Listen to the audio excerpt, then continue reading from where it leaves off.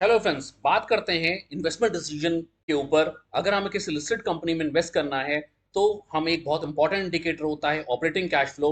उसको कैसे देखना है और उसका क्या मतलब होता है। कैश फ्लो पर पहले एक बहुत बेसिक एक अंडरस्टैंड ले लेते हैं कैश फ्लो होता क्या है। मान लीजिए एक कंपनी है जिसने 1 लाख रुपए का माल खरीदा, 1 लाख रुपए की परचेजेस हो गई और इस माल को 1 लाख 20 हजार रुपए में बेच दिया। ये सेल्स हो गई। तो कंपनी का प्रॉफिट क्या हुआ? देख रहे हैं, कंपनी का प्रॉफिट हुआ 20 हजार रुपए। अब अगर कंपनी ने जब ये परचेजेस की थी, ये कैश में की थी, तो इसको कहेंगे कैश आउटफ्लो। कंपनी की जो सेल हुई, मान लीजिए ये भी पूरी की पूरी सेल कैश में हुई, यानी कि कंपनी ने बेचा और कंपनी के पास कैश आ गया उसके अकाउंट में, तो उसे कहेंगे कैश इनफ्लो। तो यहां पर कैश आउटफ्लो हो रहा है 1 लाख रुपए का, कैश इनफ्लो हो रहा है 1 लाख 20 हजार रुपए का। तो फिर नेट कैश फ्लो कितना हुआ? नेट कैश फ्लो निकाला जाता है, वो होता है cash inflow minus cash outflow. तो यहां पर नेट कैश फ्लो हो गया 20 हजार रुपए का पॉजिटिव कैश फ्लो। इसका मतलब यहाँ पे इस ट्रांजैक्शन में जितना कंपनी को प्रॉफिट हुआ था उतना ही कंपनी ने कैश फ्लो भी कमा लिया, उतना कैश फ्लो आ गया। लेकिन अब इस एग्जाम्पल में थोड़ा सा ट्विस्ट लेकर आते हैं। मान लीजिए यही एग्जाम्पल में ऐसा होता कि कंपनी ने जब माल खरीदा तो कैश में खरीदा, लेकिन कंपनी जब माल बेचा तो ये माल दो पार्टीज को बेचा। एक पार्टी को बेचा कंपनी ने माल 80 हजार रुपए का, उससे तो कंपनी के पास कैश आ गया, यानी कि ये तो हो गया कैश का इनफ्लो। और दूसरा जो माल बेचा, दूसरी पार्टी को बेचा 40 हजार रुपए का, लेकिन ये बेचा उधार में, यानी कि इससे डेटर क्रिएट हुए। अब क्या कंपनी के प्रॉफिट पे कोई इंपैक्ट आएगा? कंपनी का प्रॉफिट पहले 20 हजार रुपए था और अभी भी कंपनी का प्रॉफिट 20 हजार रुपए ही रहेगा। लेकिन इंपैक्ट कहाँ आएगा? इंपैक्ट आएगा कैश फ्लो पर। यहां पर कैश आउटफ्लो कितना हुआ? कैश आउटफ्लो हुआ 1 लाख रुपए का, और कैश इनफ्लो कितना हुआ? वो हुआ 80 हजार रुपए का। तो नेट कैश फ्लो कितना हुआ? नेट कैश फ्लो इस बार, जो कि पहले पॉजिटिव में 20 हजार रुपए आ रहा था, अब क्या होगा? जब हम कैश इनफ्लो में से कैश आउटफ्लो को माइनस करेंगे तो फिगर आएगी नेगेटिव में 20 हजार रुपए। यानी कि प्रॉफिट होते हुए भी कंपनी के पास नेगेटिव कैश फ्लो है। अब इससे नुकसान क्या होता है? इससे नुकसान ये होता है कि कंपनी के पास, कंपनी को जब दोबारा माल खरीदना है, मान लीजिए 1 लाख रुपए का, तो कंपनी के पास पैसे तो है ही नहीं, कंपनी के पास 80 हजार रुपए ही हैं, यानी कि कंपनी के पास 20 हजार रुपए कम पड़ रहे हैं। तो अब कंपनी को क्या करना पड़ेगा? या तो कंपनी को अपना कैपिटल बढ़ाना पड़ेगा, या कंपनी को लॉन्ग टर्म बोरोइंग रेज करनी पड़ेगी, या शॉर्ट टर्म बोरोइंग रेज करनी पड़ेगी। तो कंपनी को बैंक के पास जाना पड़ेगा लोन के लिए, या कंपनी को अनसिक्योर्ड लोन्स रेज करने पड़ेंगे।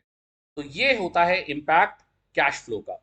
अब हम एक लिस्टेड एग्जांपल, लिस्टेड कंपनी का एग्जांपल लेके इसको समझते हैं कि कंपनी की हेल्थ को एनालाइज करने के लिए ये कैसे यूजफुल है। हम चलते हैं ticker.phonology.in की साइट पर। ये one of the best sites है किसी भी कंपनी को एनालाइज करने के लिए अगर हम इन्वेस्टमेंट करना चाहते हैं। यहाँ पे मैं बता दूं कि ये कोई इन्वेस्टमेंट एडवाइस नहीं है, हम यहाँ पर केवल एजुकेशन पर्पज के लिए कंपनी को एनालाइज कर रहे हैं। एक कंपनी है वीआईपी इंडस्ट्रीज लिमिटेड। हम सब इस कंपनी को बहुत बखूबी जानते हैं। ये कंपनी बैग्स, लगेज बैग्स और सूट केसेस, ब्रीफ केसेस की मैन्युफैक्चरिंग करती है, उसमें डील करती है। चलिए फटाफट चलते हैं इसकी बैलेंस शीट की तरफ या पीएनएल की तरफ। ये है कंपनी का प्रॉफिट लॉस स्टेटमेंट। यहाँ पे हमको पिछले 5 सालों का प्रॉफिट लॉस स्टेटमेंट दिखाई दे रहा है, मार्च 18 से लेकर मार्च 22 तक। मार्च 22 में क्या हुआ?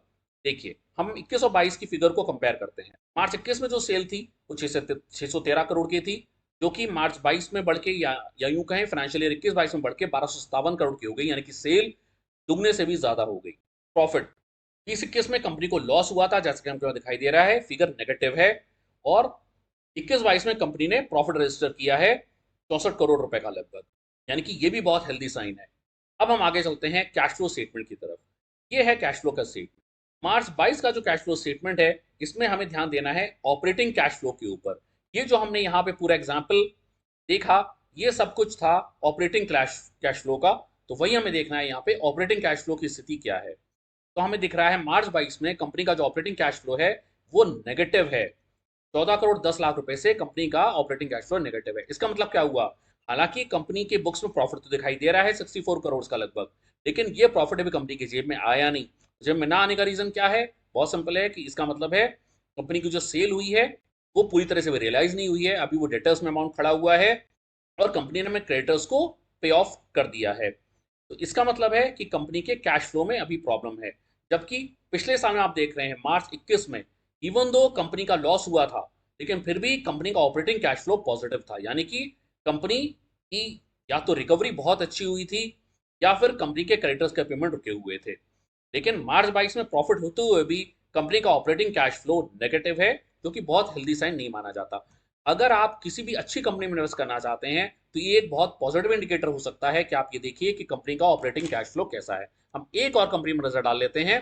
हम बात करते हैं हिंदुस्तान यूनिलीवर लिमिटेड की। हम सब इस कंपनी को जानते हैं, इंडिया की सबसे बड़ी एफएमसीजी कंपनी है ये।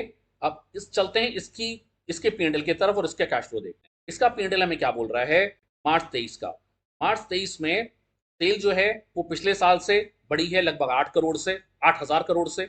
नेट प्रॉफिट जो कि मार्च 22 में था लगभग 9,000 करोड़ बढ़कर हो गया लगभग 10,000 करोड़, यानी कि ऑलमोस्ट 1,000 करोड़ हमारा नेट प्रॉफिट बढ़ चुका है। अब हम चलते हैं कैश फ्लो की तरफ। यह है कंपनी का मार्च 23 का कैश फ्लो। तुरंत आते हैं ऑपरेटिंग कैश फ्लो पर। ऑपरेटिंग कैश फ्लो जो दिख रहा है वो दिख रहा है लगभग 10,000 करोड़। मतलब क्या हुआ कहने का कि कंपनी ने जितना प्रॉफिट कमाया वो सारा का सारा उसकी जेब में आ चुका है।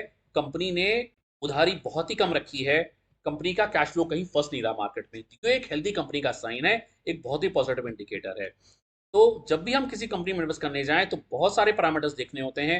ये one of the best indicators होता है जो कि कंपनी की हेल्थ के बारे में को बताता है। हमें किसी भी कंपनी में अगर इन्वेस्ट करना है तो हमें ये इंडिकेटर जरूर देखना चाहिए, जिससे हमें ये पता चले कि क्या हम सही कंपनी में इन्वेस्ट करने जा रहे हैं या नहीं।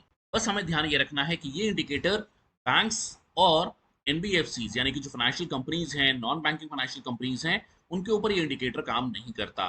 वो काम क्यों नहीं करता इस पर कभी हम आगे बात करेंगे। Thanks for watching, bye bye and take care.